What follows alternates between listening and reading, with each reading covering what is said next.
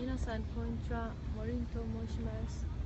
今日は皆さんに関西学院大学の面白いところを紹介します。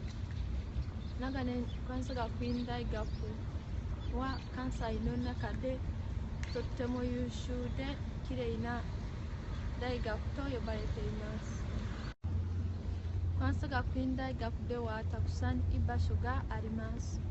そのたくさん居場所の中から一つ紹介したいと思います。それは国際学部のグローバルロンジです。グローバルロンジはいつも留学生と日本人学生で賑やかな場所です。ここではいろいろな国の人々と友達ができます。グローバルラウンジでは昼ご飯を食べながらや暇の時、いろいろなサークルに参加することができます。皆さんもぜひいろいろなサークルに参加してみてください。たくさんサークルの中からあいうえラングエージサポートというサークルはとてもおすすめです。このサークルでは楽しみながらいろいろな国の言語を習うことができます。例えば日本語、英語、韓国語、フランス語、中国語、ドイツ語など言語を習うことができます。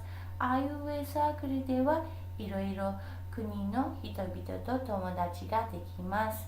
皆さんもぜひこのサークルに参加してみてください。とてもおすすめです。タイムスケジュールもありますので、皆さんが習いたい言語の時だけ参加しても大丈夫です。グローバルラウンジでは勉強やサークルだけじゃなくて、お誕生日会や新年やクリスマスやハロウィンのお祝いすることができます。だから長年グローバルラウンジは関西学院大学の学生からとても便利な場所と呼ばれています。ここではいろいろことができます。とても便利な場所です。ここでは日本の文化も楽しみながら参加することができます。例えば、生け花、書道などです。ここで自分が作った作品は家に持って帰ることができます。すべて体験は無料になってますので、とても便利です。トータル授業からいろいろなグループプレゼンのためグループディスカッションをしなければいけないけど場所がない。そんな時もグローバルローンジでできます。私もグループディスカッションの時結構グローバルローンジに行ってます。とっても便利です。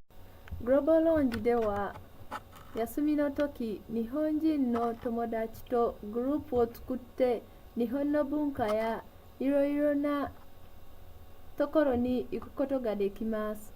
例えば、神戸、奈良、大阪、京都や居酒屋行くことができます。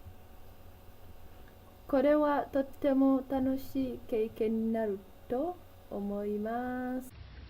グローバルラウンジでは日本の伝統的な文化だけじゃなくて日本の若い人のライフスタイルも間近に見られることができます。これはとてもいい経験になると思います。今日は最初から最後までご覧になってくださってありがとうございました。皆さん、関西学院大学に来るとき、ぜひグローバルローンジに遊びに来てください。皆さん待ってます。待ってます。